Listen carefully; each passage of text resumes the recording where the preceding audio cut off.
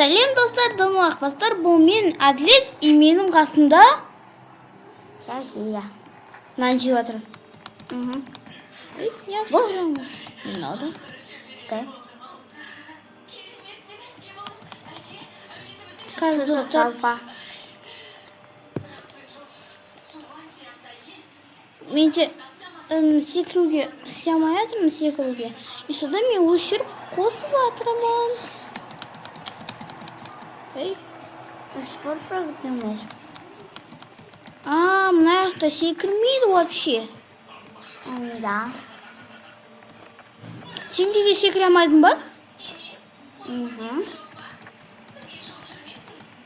А что здесь такое? Кеттік.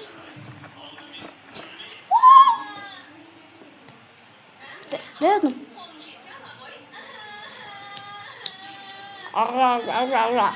Ойбай. Как достар?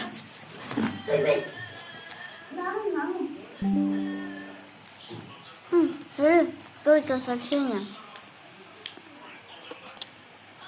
Вот. Кеттік. Так, достар.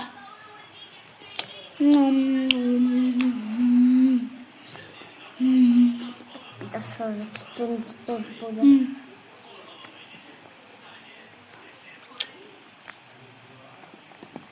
Погнали!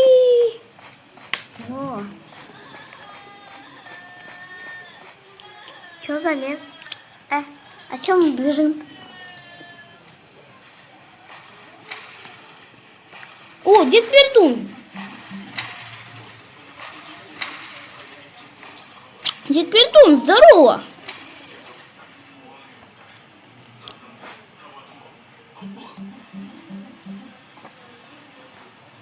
Вот и. Ба-ба-ба-ба-ба. Ага, ням-ням-ням. Мама-мама-мама.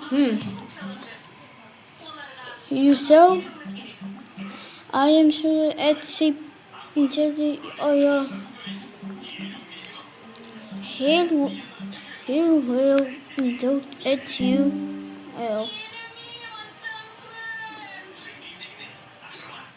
Удлинить лапиш? Пожалуйста. Заряды бумаги. Заряды. Спасибо.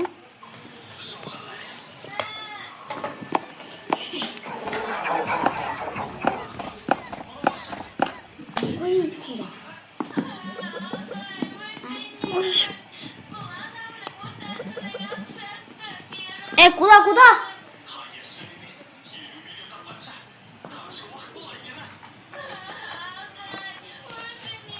Ой, порядок.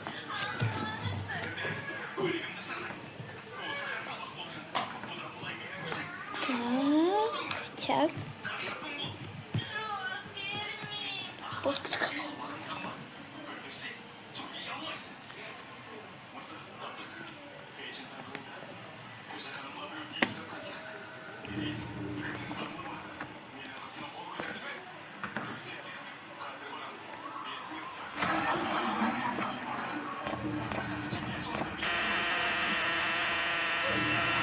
Блин!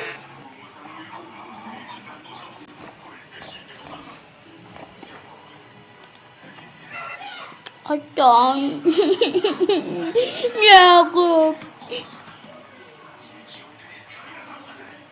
Мен үпкелеп қалдым. Үпкелеп қалдым.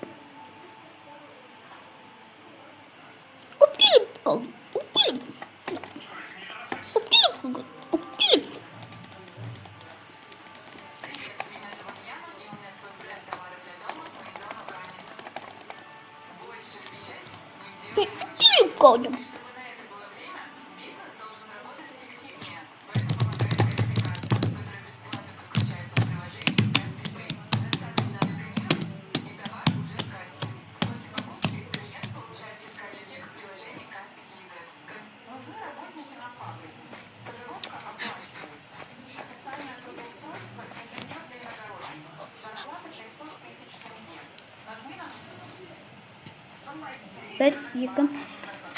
Қаншамыз вообще? 9 біз ба?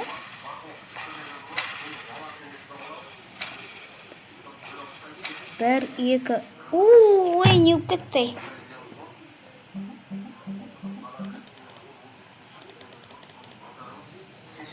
Бір, екі, үш, төрт, бес, алты, жеті, сегіз, 9. 9 шыға немесе 8, білмеймін. Сос? Қайдағы сос ебітет пердонты.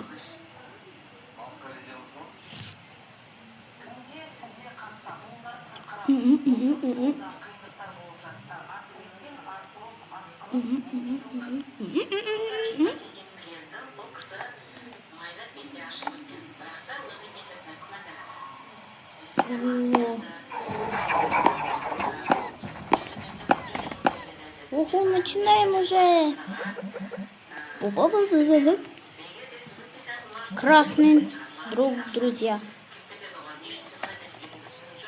Ай!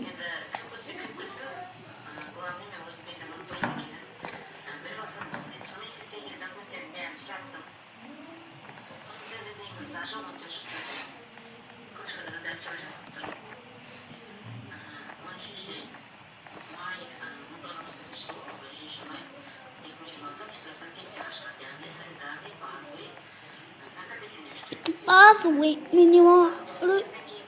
Базовый минимал. Базовый минимал. Это базовый минимал. Это базовый минимал. Дай.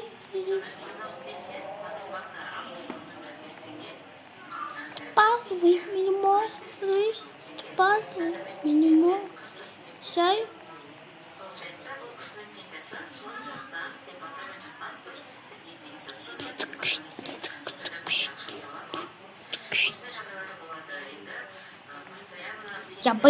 Я боюсь. Ладно.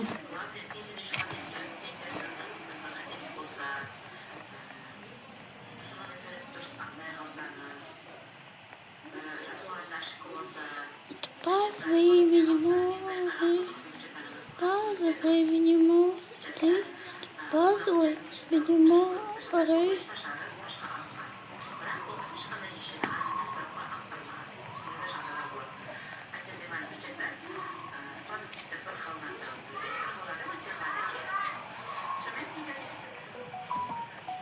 Все.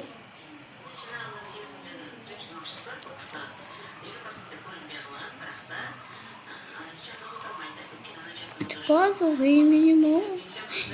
Это базовый минимал.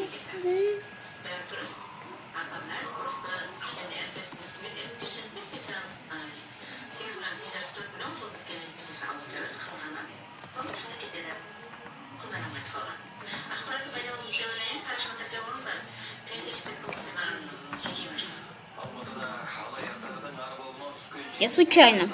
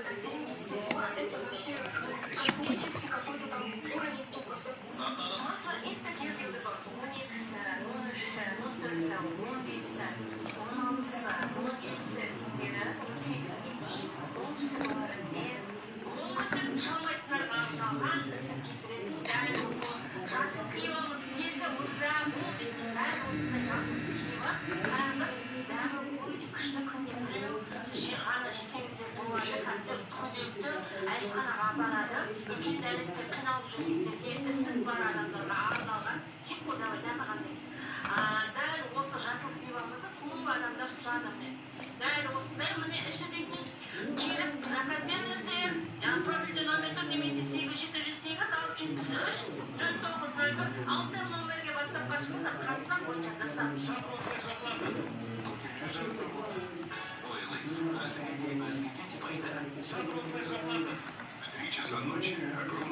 Ебать. Город спит.